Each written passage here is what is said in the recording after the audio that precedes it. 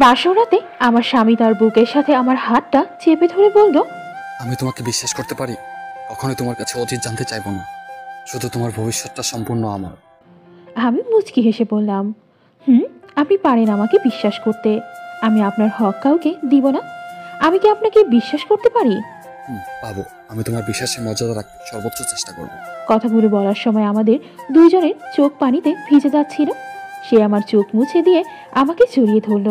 কিছু সময় পর আমি জানতে চাইলাম, আপনি চোখের পানি মুছেন? সে হেসে বলছিল, এই চোখের পানি মোছার দায়িত্ব আমার।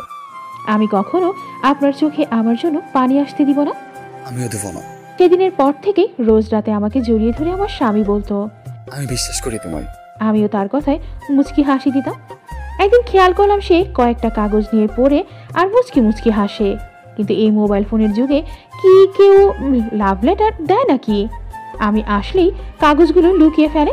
কেমন একটা সন্দেহ তৈরি হলো। তাহলে কি এখন চিঠির মাধ্যমে প্রেম করেন উনি? তাই যদি না হয়, তাহলে আমায় দেখলেই কেন সে কাগজগুলো লুকিয়ে রাখবে? লুকিয়ে খেয়াল করে দেখলাম সে কাগজগুলো মানিব্যাগে রেখে দেয়। গোসল করতে বাথরুমে গেলে লুকিয়ে কাগজগুলো বের করতে আমার চোখ কপালে উঠল।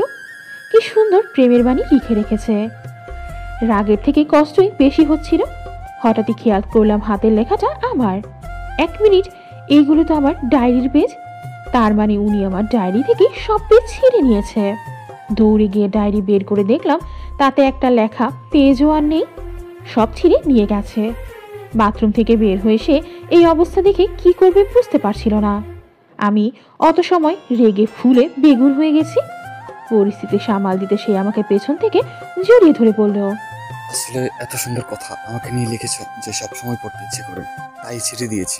তুমি রাগ করো না প্লিজ। সবসময় তোমার সাথে থাকতে ইচ্ছে করে, কিন্তু পারি না। তাই তুমি রাগ করো না, শোনাবো আমার।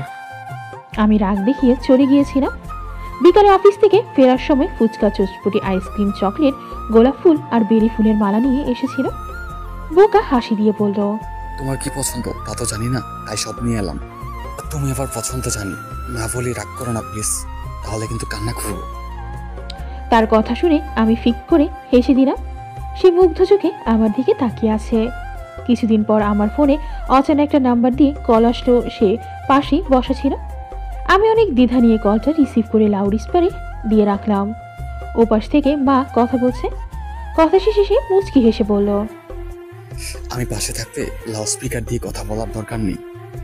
আমি বিশ্বাস করি তোমায়। সবাই ভালোবাসি বলে আর আপনি বিশ্বাস করি বলেন কেন? ভালোবাসার রং বদলে যেতে পারে, কিন্তু বিশ্বাস বদলায় না। হয়তো ভেঙে যায়, নয়তো অক্ষত থাকে। ভালোবাসি কথাটা প্রমাণ করা অনেক কষ্ট, আর বিশ্বাস করা প্রমাণ করাটা অনেক সহজ। ভালোবাসার প্রথম স্তর হলো বিশ্বাস।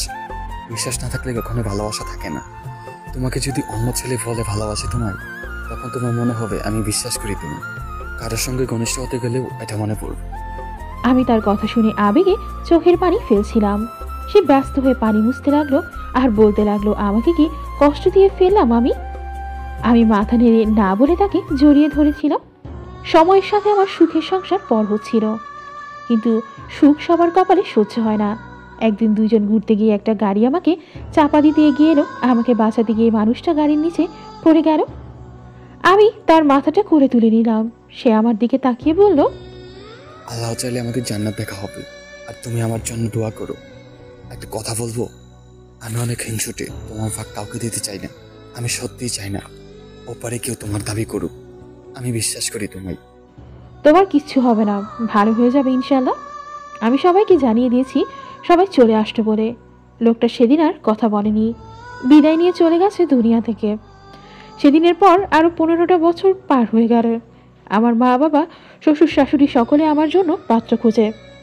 আশেপাশের লোকজন বলে, তোমার বয়সই বা কত, আরেকটা বিয়ে করে নাও। কিন্তু কাউকে নিয়ে কিছু ভাবতে গেলে আমার কানে একটাই কথা বাজে, আমি বিশ্বাস করি তোমায়। সত্যি আমি বিশ্বাস করি তোমায়।